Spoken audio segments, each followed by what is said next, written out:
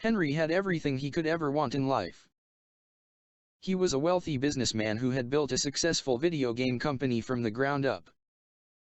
He had a beautiful wife, a luxurious mansion, and all the material possessions he could ever desire. But for some reason, he had been feeling more and more uneasy lately. Something just wasn't right in his life. One day, while sitting in his office, Henry couldn't shake the feeling that something was off. He tried to focus on his work, but his mind kept drifting back to a song he couldn't quite remember. He could hear the melody in his head, but the name of the song eluded him. He tried humming it to himself, but it only made him more frustrated. Henry began asking everyone he knew if they knew the song he was thinking of, but no one seemed to have any idea what he was talking about. It was as if the song didn't even exist. He started to feel like he was losing his mind. One night, unable to sleep, Henry found himself browsing the dark web.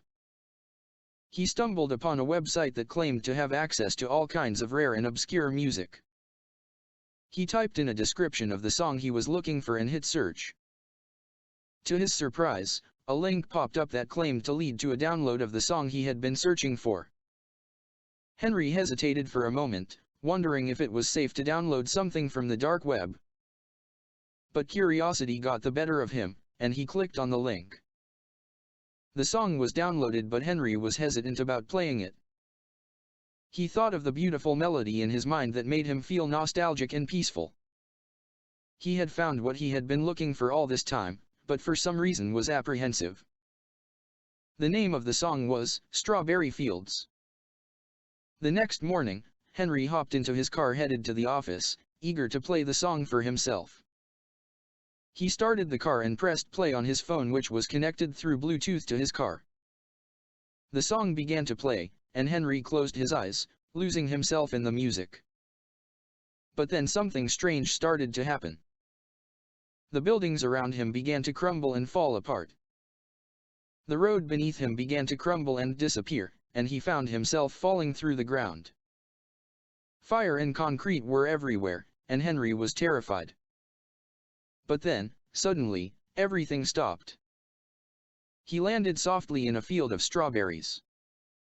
The song was still playing, and Henry was confused and disoriented. He looked around and realized that he was no longer in his own world. He was somewhere else entirely.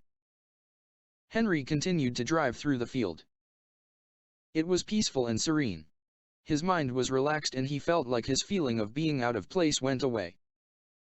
He continued to drive until he reached the end of the field. Henry then got out of the car and walked towards the horizon.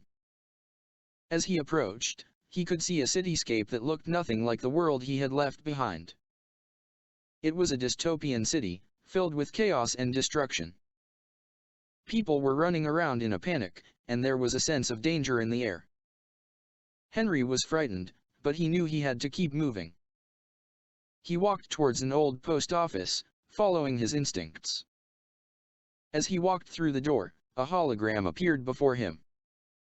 "Welcome to the Vianney Dream Meta World Departure Area," the hologram said. "We've been waiting for you. My name is Stuart Dist." Henry was shocked. He had heard of virtual reality, of course, but he had never believed it was possible to create something so real. He realized that he had been living in a simulation all along, and that his life before this moment had been nothing but a tech illusion. The hologram explained that Henry's wife and business partner signed him into the virtual world. The hologram frowned as it realized there were unusual anomalies in the package Henry received. Henry was in great health and strength, but was given the till death package. This simulation was only for people who were terminally ill and could live in painless peace until they expired. Also, Henry's fail-safe was a song, but someone went to great lengths to scrub traces of the song from the simulation. Someone tried to hide the song "Strawberry Fields" as a way to control him, knowing that he would never be able to leave the virtual world until he heard the song. "You have been here far longer than you were meant to be, Mr. Vianney," the hologram said. "I don't understand." "What?" Henry asked, confused, and rubbing his face in the old dirty dilapidated post office. Can you call my wife? I don't think you understand at all. The AI hologram said as he showed Henry the information about his meta-world virtual package. You have been here for 10 years in induced hibernation.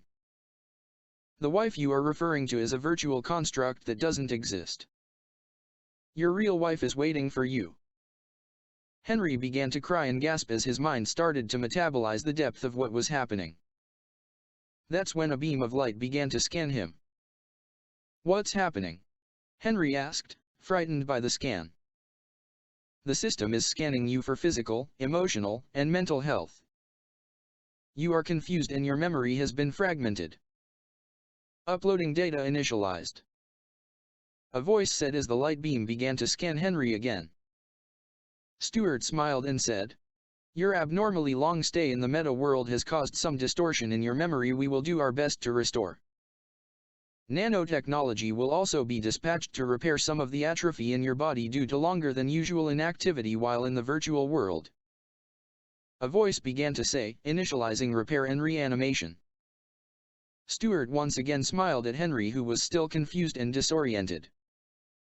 Thank you for choosing Viang Meta World Dream Packages, please choose us again. Goodbye. Stewart said.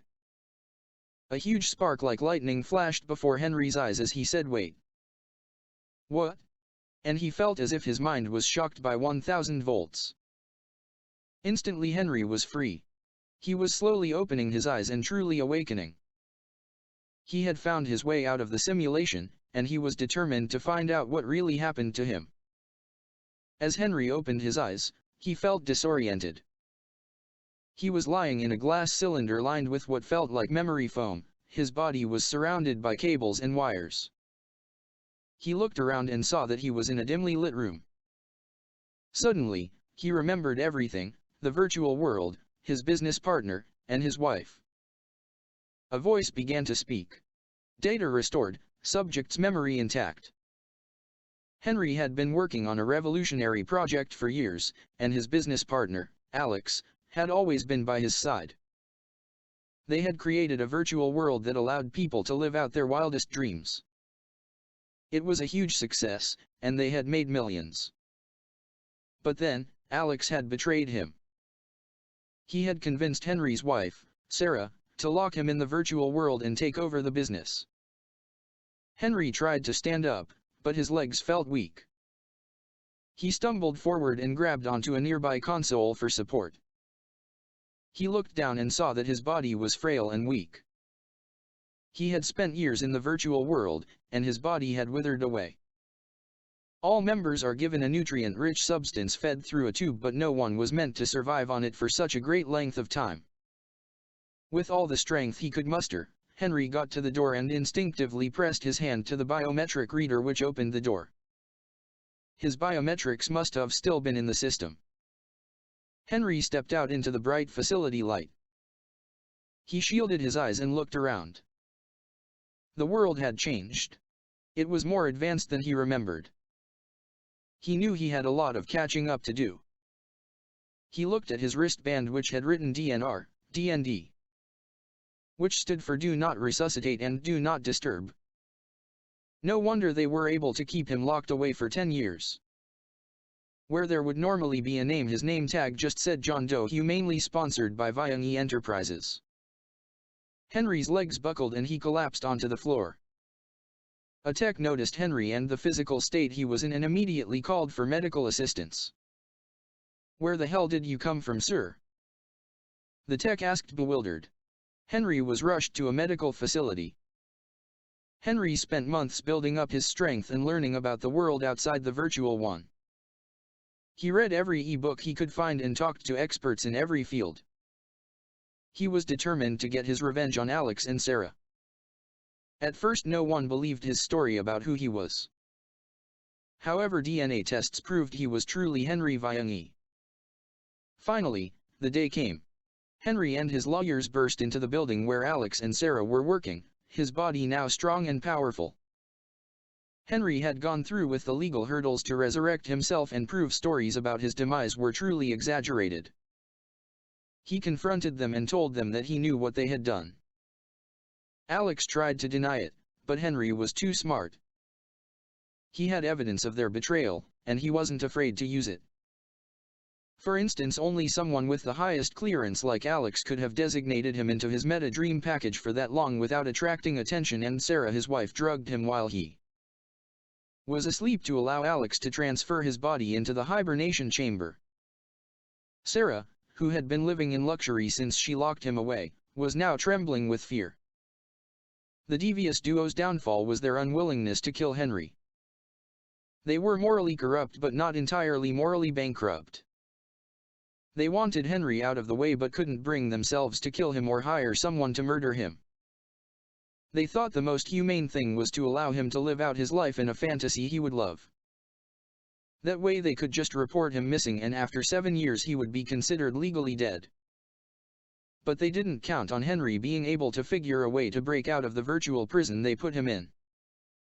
In the end, Henry took back what was rightfully his. He took over the business, and Alex and Sarah were left with nothing after a court battle. They were also charged with fraud and attempted murder because surely Henry would have died if he continued to stay in the virtual world longer than the system was designed for. Henry had proven that even in a virtual world, you can't escape the consequences of your actions.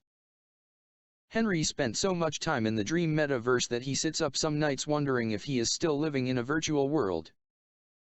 He misses his virtual life and his friends and wife in that artificial realm. It's a strange thing to mourn for those who never lived and to live a life you can't be sure is real. It's funny, Henry thinks to himself as he sits in a strawberry field. It's a sunny day and the wind whistles ever so gently. The smell of sweetness dancing in the air. I haven't listened to this song in forever. Henry says in a low voice as he presses play.